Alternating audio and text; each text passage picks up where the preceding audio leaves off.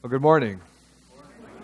It's good to see all of you here this morning, braving the rain and all of that good stuff. Today we are continuing on in our series titled Glory and Growth. This man went to the Super Bowl, and when he got there, he was surprised and shocked that the seat next to him was empty. And so he asked the man on the other side of the empty seat about it. The man responded, said, the seat was for my wife, but she passed away. The first man said, "Oh, I'm so sorry to hear that." After a moment, he thought about it and he said, "Well, I'm surprised, though, that it's still empty. I'm surprised that you didn't have another friend or a family member come with you." And the other man said, "Well, tell me about it. But I guess they all insisted on going to the funeral instead."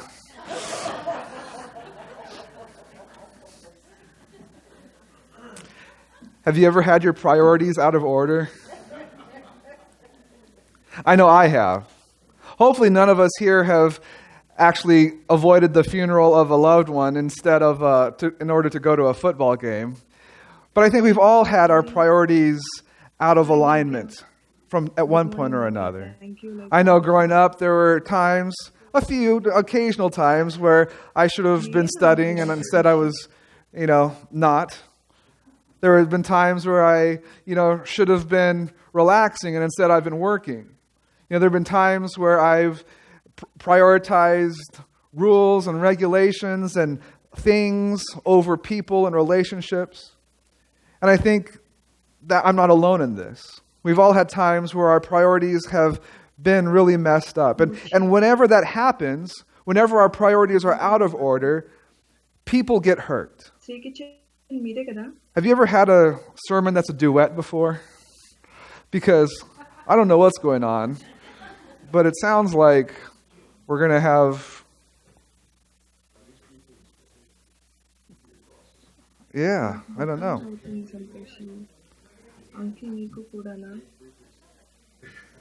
అంకి లేదు. పోనీ నా మాట క్లియర్గా వినపడుతుందా? అది కూడా వినిపించట్లేదా?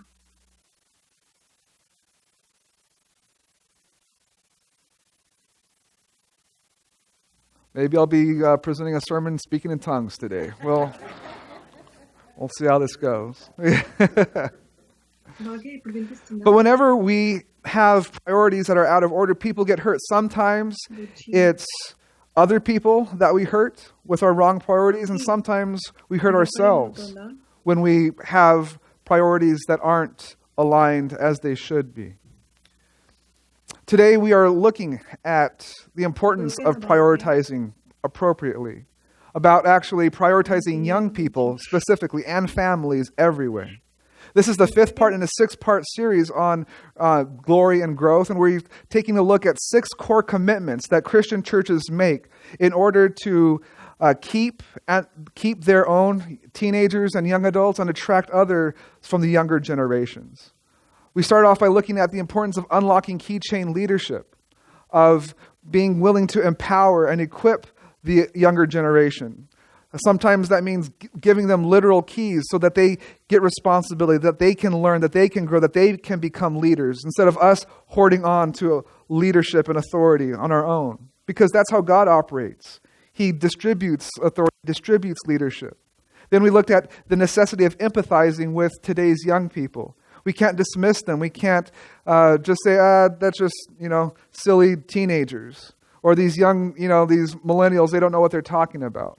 We need to spend some time understanding the challenges that they're going through, unique things that generations haven't ever faced before in the history of this world. We need to take Jesus' message seriously, that we need to take his message of self-sacrificial love, of grace and salvation seriously. So that's the main thing, that we can't get sidetracked with any of the other things, the peripheral issues. We need to fuel a warm community. We need to not just be a place where people feel a warm welcome, but where that goes deeper, where people know that this is a place, this is a community where people authentically do life together, where they can share the ups and the downs of life, where they know that they are going to be accepted They're going to be supported, and they're going to be comforted along the way. And today we're looking at the necessity of prioritizing young people and families everywhere.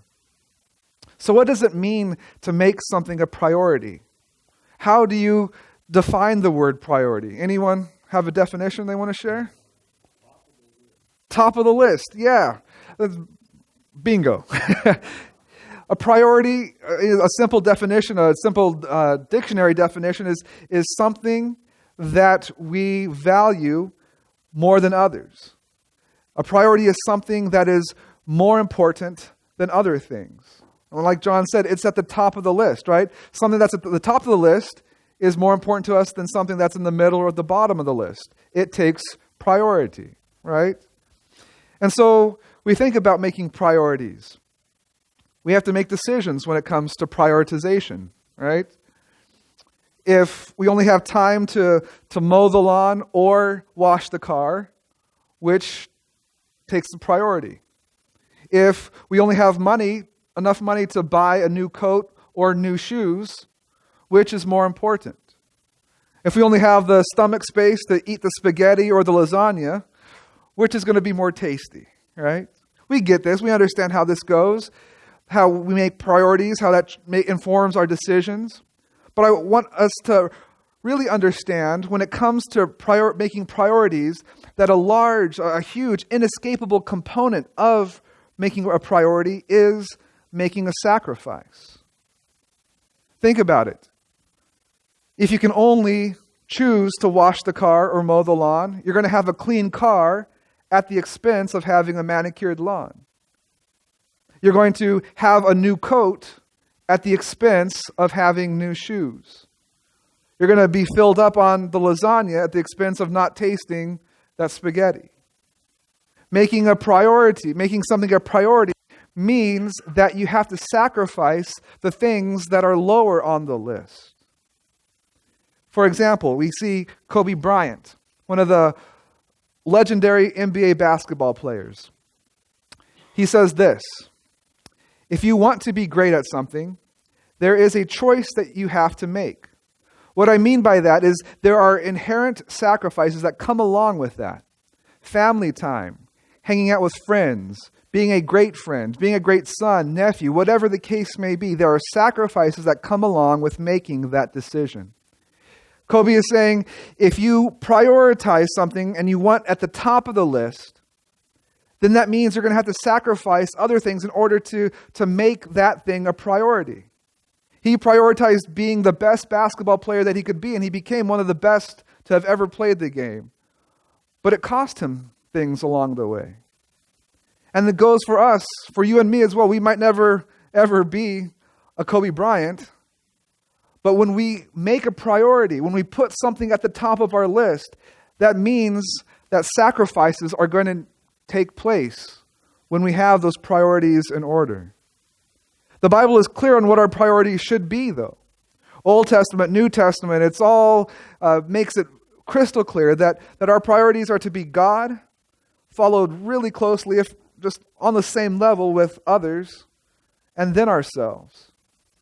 And so what this means, God is saying through the Bible that if you have your priorities in order, God comes first, other people come first, and that means you're going to have to sacrifice things that you would like to do.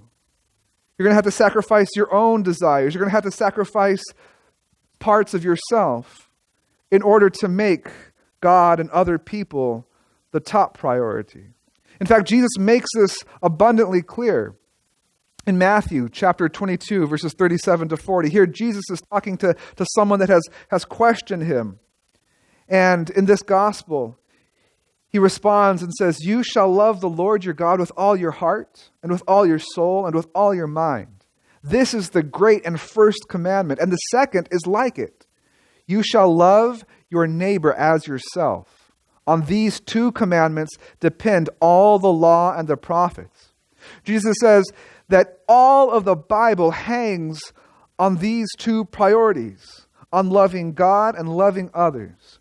When you make God and others your top priorities, This is what the Bible teaches, Jesus says. This is how you honor the Bible. This is how you uphold Scripture, by making yourself last.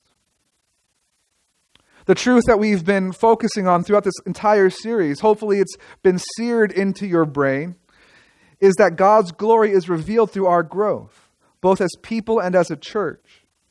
And so when we understand our priorities, when we understand that we're not to put ourselves first, because that's what the world says. The world says when you make your priority list, you need to come in number one. Because if you don't look out for you, no one else is going to. But God says that's not the way that heaven operates. This is not the way that I work.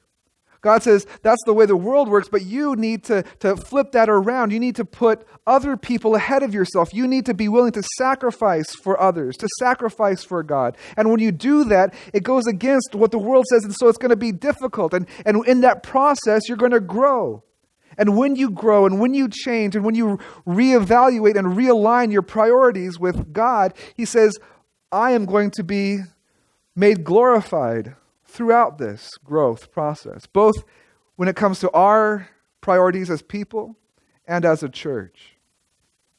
It's easy to make the right priorities, to make the list in the right order when we're having to choose between something good and something bad, right? It's not difficult to put good things ahead of bad things, right?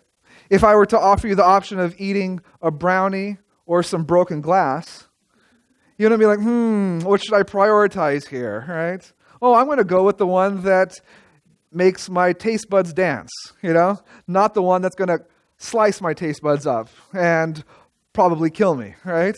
It's not that difficult of a choice. We have our priorities in order when it comes to choosing between brownies and broken glass.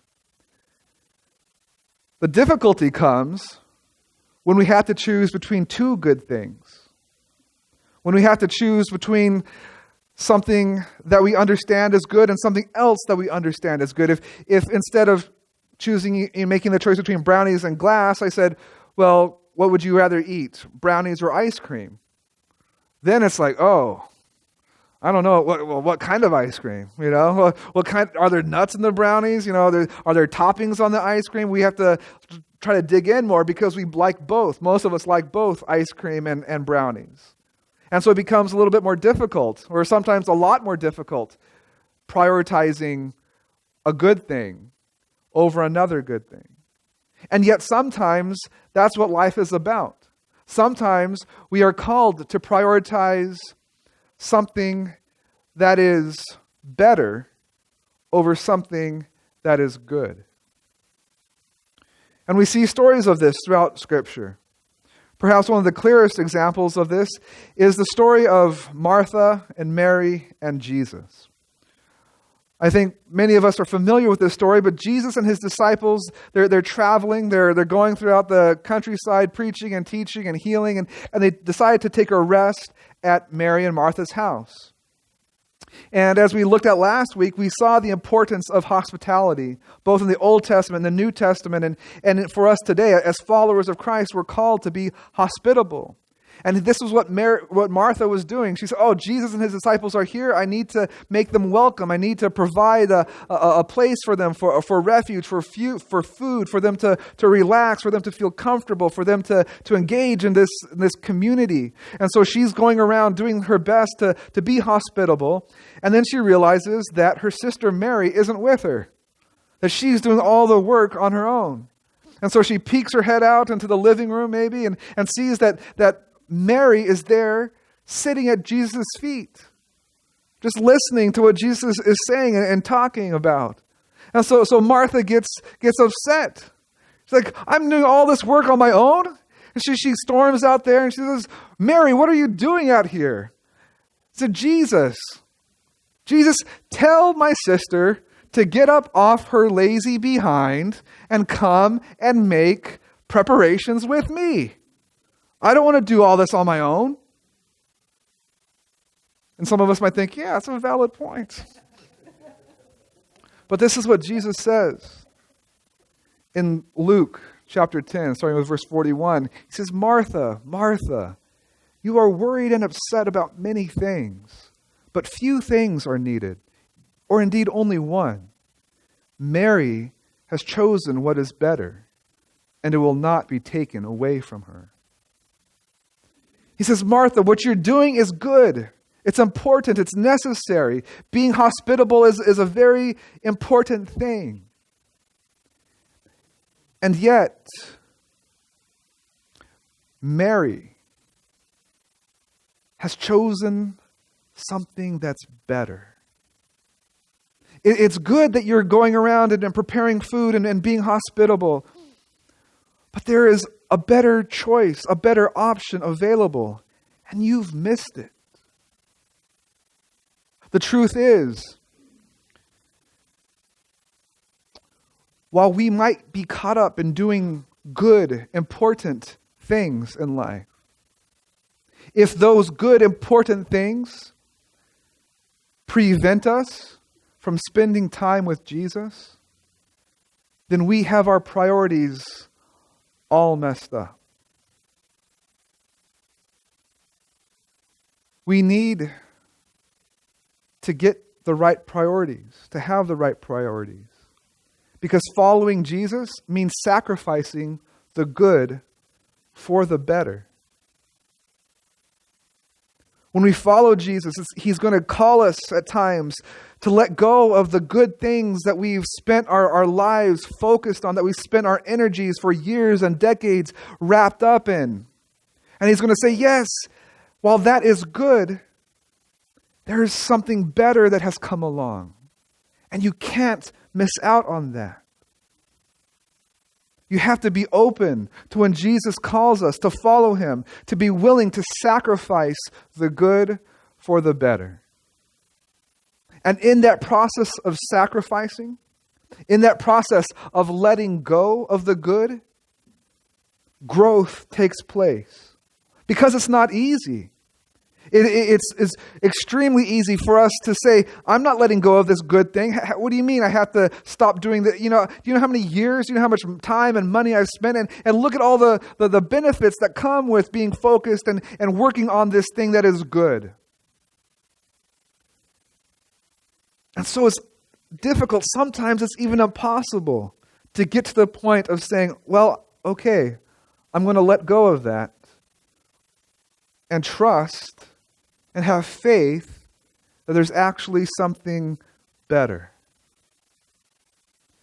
But in that process of letting go, in that process of placing our full faith and trust in God, that there is something new happening, that there is something better for us individually and as a church collectively, in that process of growth, God's glory is going to be revealed. This is just the way that it works. This is how faith works. This is how growth as Christians work. This is how growth as churches work. That when this happens, God's glory is made clear and evident to us, to others within our church, to the younger generations, to those in the community. That something different is happening. That as good as that Tracy Seventh-day Adventist Church might have been, man, have you seen it lately? Have you talked to those people recently? Something even better is happening over there. So how can we determine what our priorities are? Here's a pretty simple list that I think will help anyone here this morning take stock of their lives and see what really they are prioritizing. Because it's easy to say something, right? It's easy to say, oh yeah, I losing weight is at the top of my list as you're shoving a donut in your face, right? So here are some ways to actually check and see and help us learn what our priorities are. The first one, and the major one, is looking at how you spend money. Looking at your budget. What you spend money on usually indicates what you value. You can say that, you value cooking at home, being a gourmet chef all you want, but if you spend $2 a week on groceries, that's not going to, that reveals the truth. The second is look at the personnel provided. Look at the people that you go to, that you interact with, that are supposed to be a benefit to that priority that you say you have. If you say you're a gourmet chef, do you actually talk with other cooks? Do you spend time, do you spend time talking with them? Do you interact with them? Do you share recipes? Do you try out new recipes? The third is look at the facility space available. Do you have a good a kitchen? If you come into a kitchen that's the size of a postage stamp and half the appliances are broken, right? That's not a good sign. The time given. How much time do you devote to these certain things? If you barely cook a meal once a month, again, you're not, versus someone that's in the kitchen every weekend and they come home from work and they're just, put on the apron and they're always whipping up something new, trying something else, baking, cooking, whatever. You can see the difference between the time that is given. And then you want to look at the programming offered. Are there a variety of ways for you to learn, for you to grow, for you to share with other people? Are you always watching the next cooking program? Do you have your favorite Julia Child episode saved? Are you looking at YouTube for the newest and latest chefs? Or do you not care at all about what's going on in the cooking world? So with these list of 5 things, we can really easily pinpoint what our priorities in life are and what they aren't. So using this list, we're going to take a few moments here and look at the priorities of this church when it comes to the younger generations. Starting off with the budget. And so when you look at this budget, hopefully everyone received a copy of our financial plan for the year 2020. You might ask the question, does this church provide financially for younger generations? And the answer is both yes and no. Yes, in the fact that half our budget goes to our school across the street, across the way. And in a sense, we devote a huge, the majority of our budget towards children's ministries, so to speak. But when we talk about just the things that happen, the church facility, you can see that top number is extremely low. That we budget for the year for both our children's and teen ministry, $100. And you can see there's no budget at all for young adults. Now, to be clear, the teens do have funds available, some funds available. It's not a lot, but the funds they do have comes from individuals that donate directly to the teen ministry fund. So there is nothing, but in reality, from the church's budget, annual monthly budget, we really provide next to nothing for children's and teens ministries here at the church facility. And nothing for young adults. Personnel provided, we obviously don't have a dedicated teen and young adult pastor, but we do have several committed volunteers. Kimberly Riddle does an excellent job at leading out with the teens, coordinating schedules, coordinating events. We have people that help out in the department. Joyce Western and Diana and Mike and myself. We teach in the Sabbath school. Then at special events that we have planned, we have parents like Leo and Greece. They come out and help support the events. And so we have a good amount of people involved, adults involved with the teen program. But we have no adults, no personnel, no nothing when it comes to young adults. Facility space, the map of our church that you all can find on the back of your bulletin. We have a youth room, that room there right next to my office. And it's good, and it's awesome that the teens have a space in this church. Some churches don't have anything. And so we have a good room where they might need a little renovating here, perhaps in the not too distant future. But the leaders do an excellent job, keeping it updated, and keeping it decorated and keeping it well stocked. So they have a good space. But again, there's no space for young adults. The time given. We've talked about how there's some of the leaders give their time through Sabbath school and the various events. But I think this question is more for us as a church family. How much time do you spend with teens and young adults at this church? How many sporting events of theirs have you gone to? How many conversations with them have you had? How many meals with them have you shared? How many times have you prayed for them? How many times have you prayed with them? How much time have you given to the younger generations? I can't answer for you. I can only answer for myself and say probably not enough. Not as much as I would like to, or as I should have, or should currently do. How much time do we give to the millennials and the Gen Zs in our church? And though the programs that are offered, again, we have a weekly Sabbath school program. We have a monthly social event that we coordinate for the teens, for the youth. But we offer how much programming for young adults? Anyone want to take a guess? 0. Yes, again. So do you see a trend here? Do you see a trend here? Yes. Aside from, I think some adjustments, some tweaks, I think we have a pretty good program for our teens, for the youth. Yes, we can hopefully adjust some of the budget, perhaps. But overall, I think we as a church do a pretty good job for a teen youth program. But we do nothing, 0, double zeros for our young adults. And we haven't even talked about young families, young parents. That's not even on our radar at all.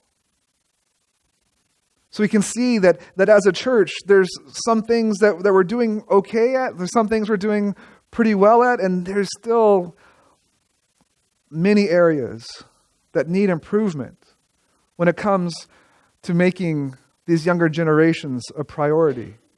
And it is so important for us to make the younger generations a priority because this is what researchers have found is a hinge point. What that means is that as a church, we can do all the stuff that we've been talking about in this series. We can unlock key chain leadership. We can empathize with today's young people. We can take Jesus' message seriously. We can fuel a warm community.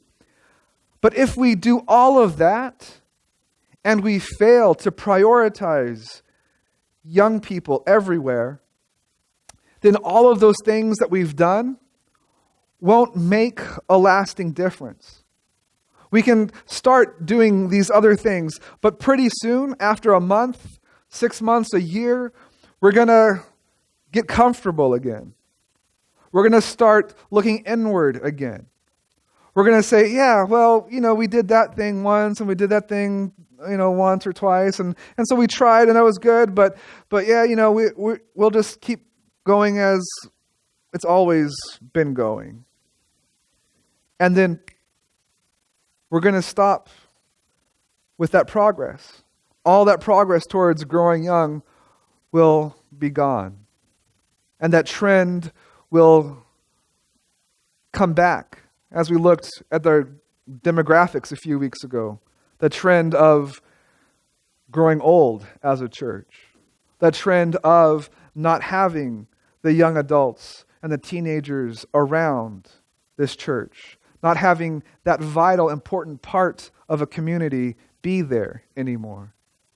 So that is why it is important, it is vital for us to take this seriously, to prioritize young people and young families everywhere. Because if we do not do that, then all of the other things that we've been talking about, all the other changes that we might make will only be at a superficial level, and they will erode and evaporate quickly.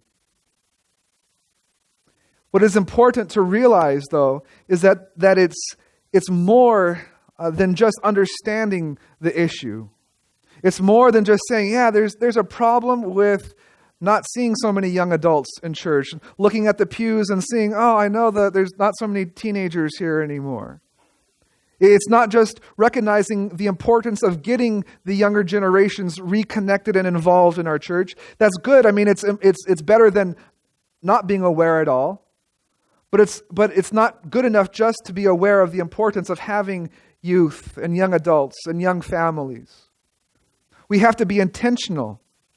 We have to be intentional about the programs that we create, the events that we sponsor, the systems that we put in place, so that the younger generations feel connected to our church family. But what's even more important than being intentional is taking action. None of us can just sit by and say, okay, I understand that it's important, and I am glad that our church has made some intentional plans, and so I'm done. I'm just thankful that Kimberly is going to carry the load now, or that Pastor Tyler is going to fix all these problems, or that the elders are going to carry out all these programs. That's not going to get it done either. There has to be action. You can't just continue to say, all right, well, I understand this, and I'll let other people take care of it. All of us need to get involved. All of us need to make these younger generations a priority. Now, that doesn't mean that everyone has to do everything. You know, the events, like I said, one of the monthly events that Kimberly plans for the teens, we have movie nights and glow-in-the-dark dodgeball nights and lock-ins, and we have a lot of good stuff going on, but that doesn't mean that you have to be involved with everything. That doesn't mean that you have to go out and play glow-in-the-dark dodgeball with the teens. For some of us, that season of life is long gone, right? But maybe you can come and help in the kitchen. You can help provide the snacks on dodgeball night. Or maybe you don't have the time to cook a homemade meal and invite, young people over to share it. But maybe you can donate some money to the ministry funds.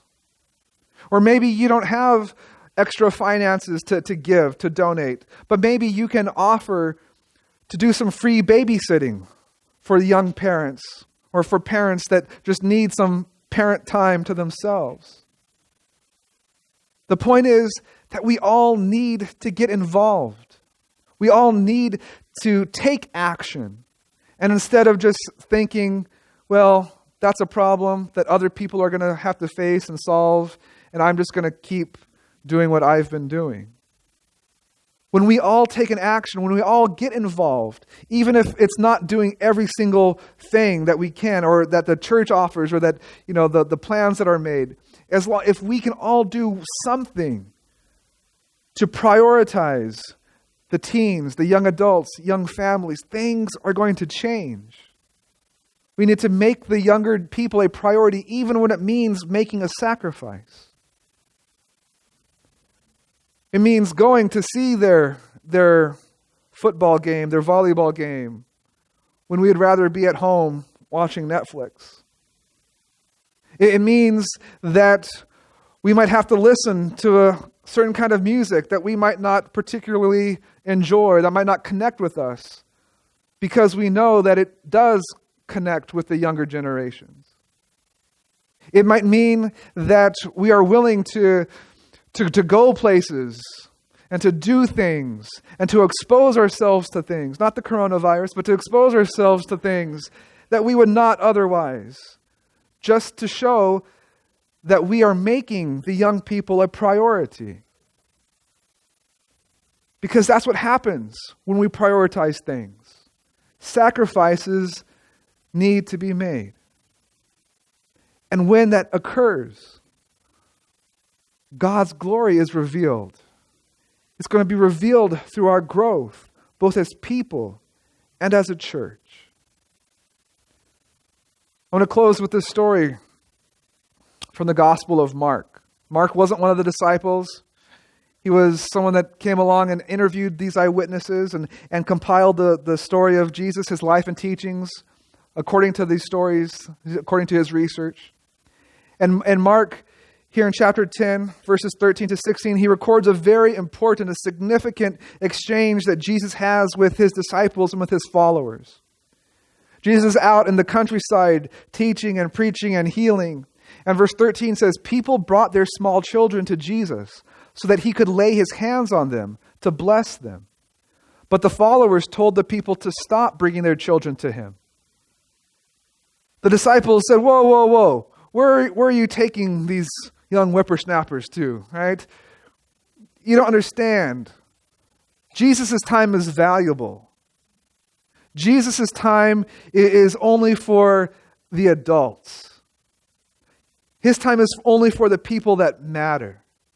Jesus' time is only for the people that have some resources, maybe a few extra coins that they can give to help support this ministry. Jesus' time is only for the people that might have a little bit of authority and influence and power. Jesus' time is only for people that have gray hair because they have earned the respect of years. How dare you think that they need to sacrifice their access for these little children? Jesus saw what happened. He did not like his followers telling the children not to come. So he said to them, let the little children come to me. Don't stop them, because God's kingdom belongs to people who are like these little children. The truth is, you must accept God's kingdom like a little child accepts things, or you will never enter it. Then Jesus held the children in his arms. He laid his hands on them and blessed them. In this short passage of verses, what Jesus does here is radical. He reorients the entire community around the importance of children. He says, no longer are you to treat and to think of these younger generations as kids, as people that are worthy to be ignored and marginalized and pushed out. Instead, Jesus says, you have to become like them. He says, you can't ignore them. You can't marginalize them. You need to become like them. Jesus here is presenting a radical prioritization of young people. He says, you need to put them at the top of the list. Because if you don't become like them, it's not just, try harder next time. It says if you don't become like them, you're not going to make it into the kingdom of heaven. So what would that look like here at the Tracy Seventh-day Adventist Church if we took that radical prioritization approach to the younger generations? What would it look like if we made sure that the teens and the young adults had plenty of money in the budget? What would it look like if we took time out of our own busy lives to mentor and to be a resource to new parents, single parents with little kids? What would it look like if we actually got involved and had conversations with and connected with and shared our interests and our hobbies with the young adults, and we provided high quality programming for them that would help them with the relational and spiritual needs that they have? What would that look like? I can tell you, at this church, would be transformed. I would tell you that if this were to be the case, people would take notice. I would tell you that if we did things like this, you're not going to have one or two young adults coming once in a while. That they're going to know that, hey, this church, they care for us. They provide for us. They're there for us. They want to do life with us. They support us. They love us. The teenagers are going to understand that hey, it's not so bad to sit in a pew, right? We don't need to stay in the lobby all the time. Because we're going to be with people that know our names. We're going to be with people that give of their time, of their finances, so that we can connect with God better. They're going to give of themselves so that we can be better in life. And word's going to spread, not just to our own younger generations, but it's going to spread to the community. And they're going to say, oh, that Tracy Seventh-day Adventist Church, they might have a small parking lot. But man, once you get inside, that place is amazing. The things that they do. And in fact, it's not going to be about us. It's going to be about God. Because when we do that, we will be unable to contain God's glory within these walls. When we do this, when we make the younger generations a priority, when we are willing to sacrifice for them, when we're willing to put our own needs and our own desires on the back burner, man, God's glory is going to be revealed in crazy ways in this church, in the lives of our young people, and in this community. But it's not going to happen if we continue to have our priorities mixed up. It's not going to happen if we continue to put the things from the middle of the list at the top of the list. I know that I want to have the right priorities. I know that I want to make sure that I'm doing all that I can to let God's glory be loosed in this church and in this world. And I hope and I pray that this is something that you want as well.